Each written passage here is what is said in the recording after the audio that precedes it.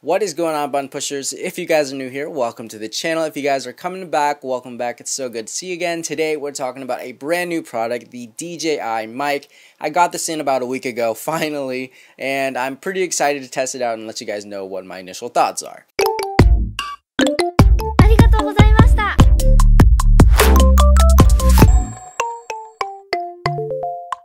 So let's jump straight into a quick little unboxing here that I have for you guys. Out of the box, it comes with 1, a wind filter for both microphones, 2, a 3.5mm cord, and 3, a USB to USB-C cord. And on top of that, now we're going to get into the bulk of things, the things we've all been waiting for, the actual product itself. It comes inside of a charging case that's really nice to have because it charges both microphones as well as the receiver and holds 3 adapters that are pretty sick for the receiver that we'll get into a little bit later. Now, straight out of the box, I really feel like the product feels really nice. I love the product design itself, and I really love the way that DJI designs their products in general because it just looks really good, feels really nice, and it's just, I don't know, it just makes me feel good. Like, the product itself just looks really nice and professional. And I know there's a lot of people out there that say it looks like a toy. And honestly, the size could be smaller, and that is something that kind of contributes to a lot of things, especially when you're shooting interviews and stuff. You do want to keep lav mics kind of low profile, out of the way, less distracting, less, you know, attention grabbing. So as you can see, it is on the bigger end, and it can get kind of annoying, and it could be a little weird when you're kind of running things that way. You just got to find a way to work with it. But let's take a quick second to talk about the charging case, because this is kind of unique, and the only other one I've actually known that is a good product and kind of a well-known brand is the Hollyland Lark 150, which also has a charging case, and I used to have that product actually. But I really like the DJI one a little bit more because it does come packed with a few things that the Hollyland does not come with. So on top of the actual USB-C port that it has on it to charge itself, you actually get 3 adapters in it for the receiver. You have a hot shoe mount for the receiver, which a lot should come with. You have a iPhone mount, and you have a USB-C mount. So at the same time, you can mount this to so many different things, from your iPhone to a USB-C product, whatever it may be, and your camera itself directly onto the hot shoe mount. And that is really nice because versatility and filmmaking is one of the most important things when it comes to a product, and I will always choose versatility over just one little tiny thing that I need for just one specific piece, you know? And I think that's really awesome, especially for the iPhones, because I know a lot of YouTubers out there are connecting the audios to their phone or using their phone as a microphone. So being able to get really nice crisp audio from 2 microphones directly into your iPhone could be really good for a lot of people, whether it's like on-street interviewers or even prank videos. You know, there's a lot of different things that you can do. Again, as far as the microphones go, I do feel like the build of the microphones is a bit bulky for what they're intended to do, because I was on my first shoot testing this, and we were actually shooting a commencement speech, and honestly, the microphone was very heavy, and the shirt that she was wearing was super thin, so that the microphone weighed it down and kind of tilted forward. Like, you know how it's supposed to tilt up? It leaned directly forward and pointed at the camera instead. But you don't have to directly use the microphone itself. You can definitely connect an external microphone, like an actual lavalier, like the tiny ones. You can connect it, and it does work, and that's, you know, a standard in lavalier microphone setups, because if you don't have that, you're not really a good product. But you are able to do that. But you know, the point is, if you can get it directly without having to carry that around, that's super nice too. Even though it did point forward in my first initial take, the audio off of it wasn't too bad. And when I didn't believe in my talent or skill, I believed in my work ethic and my capacity to grow. The microphones come built with 14 hours of onboard storage, so that if you ever need to actually record and have backup, or you don't have something that you can record directly into, like the camera itself, or you forgot the 3.5mm cord, it's okay. It can record 14 hours of onboard audio, and you can store that on there until you need to dump it onto your computer or wherever through the USB-C directly on the microphone itself. It also comes with a feature that records a safety track for you at -6 decibels based on where you are. So if you ever experience any peaking or breaking of the audio, you can actually have a safety track on there that will save your life, and you know, in case anything like that happens, you don't ever need to record again, or if you're at home editing because you didn't notice it before, you're safe. And that is a really awesome feature, and I think that's what kind of makes it a little bit different for this product compared to the others, because that is a life-saving feature, and I feel like a lot of people do end up needing that, because a lot of people end up missing like audio peaking and stuff when they're worried about everything else.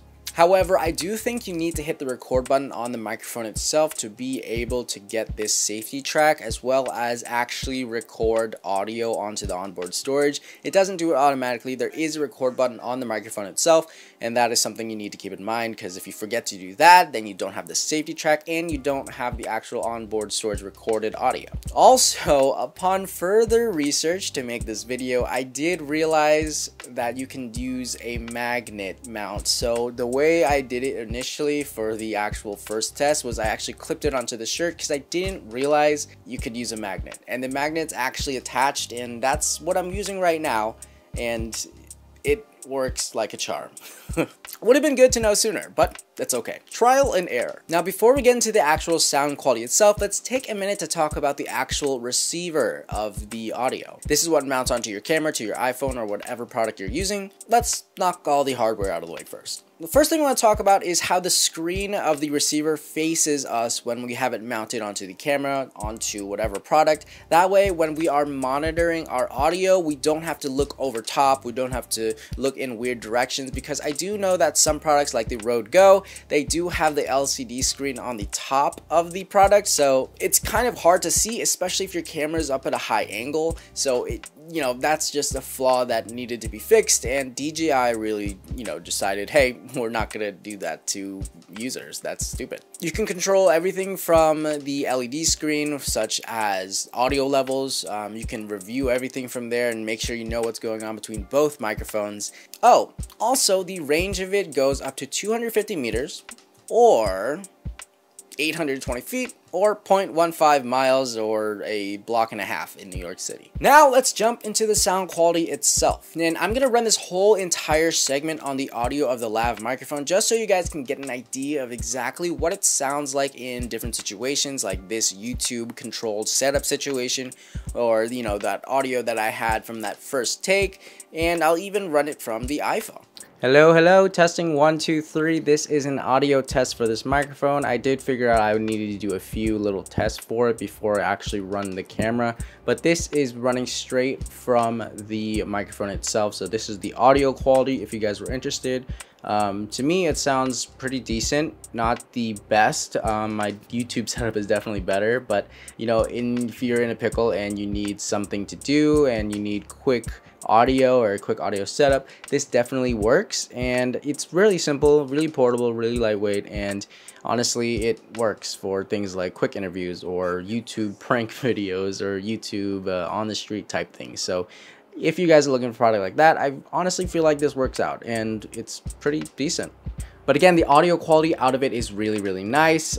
Is it comparable to really high-end audio equipment? Probably not, but at the end of the day, again, if it's something you need that's super quick or just small and, you know, doesn't really matter too much, and, you know, just something like a quick little review on YouTube or something, it honestly works. And I'm super excited to add this to my arsenal. Also, you can run the safety track and start recording the safety track from the receiver itself. So that is something to also keep in mind, because that is really nice. So you don't have to go and touch the microphones at all. You can run everything from the receiver itself. This is what my iPhone sounds like without the microphone. This is just the raw audio from the phone. Hey guys, so this is the audio recording straight into the phone. I'm not exactly sure how well it's gonna work, but this is kind of what it sounds like, just so you guys can get an idea. Plugged directly into my iPhone. And honestly, I feel like there's only a few lav mic products on the market that actually do good. There's a lot of knockoff, a lot of third parties, but I feel like the Rode, the DJI, and the Hollyland are the biggest products out there when it comes to lav mics, and of course you have like your Shure and your Sennheiser, but those are super expensive. So when it comes to the consumer ones, I feel like those three are the biggest ones in the market that people are going to be looking at. So again, the quality out of this is really nice, to be honest. Like, it's nothing to complain about, and the only thing I really have to complain about is the size of the microphone itself. But if you can get that out of your shot, you're completely cool. It's completely fine, completely awesome. So maybe avoid clipping it right here on the collar of the shirt, because that will cause it to be in the shot and look kind of ugly and cheesy and kind of weird. For $330, honestly, I think it's definitely worth it. It is on the pricier side, but again, it has so many awesome features like that safety track, the actual onboard storage for audio recording, and the ability to attach it to your iPhone, to a USB-C product, to your camera itself. And knowing that it has the magnet mount saved me a ton of time, because, you know, I didn't have to find places to clip it without it being seen. I only realized that for this video. I found out yesterday, so I didn't really get a chance to test it with the magnet mount except for right now, which I, again, have clipped right here on my shirt. It works like a charm, guys. It's really simple. You just take it off and put it back on somewhere there. I honestly feel like this product is really well thought out, and it took a little bit of time for them to put out because maybe they were doing a lot of QC and testing and whatnot because to make sure it worked. And honestly, I feel like it's a really good product, and I'm really excited to have it in my arsenal, and maybe I can start using it for outdoor product reviews and whatnot to kind of record audio live on the spot and kind of just ensure that I say what I need to say rather than having everything recorded in post-production or later and not really mention my thoughts on hand when I'm doing product reviews and stuff. So I feel like this is a really nice thing for that, and maybe I'll start doing that more. But overall, I'm going to give this product an 8.5 out of 10, simply because, again, I really think that they could have made the mic a little bit smaller, but maybe not, because they do have a lot of ports, they do have a lot of features built in, they had the onboard storage, so maybe they couldn't make the mic a little bit smaller.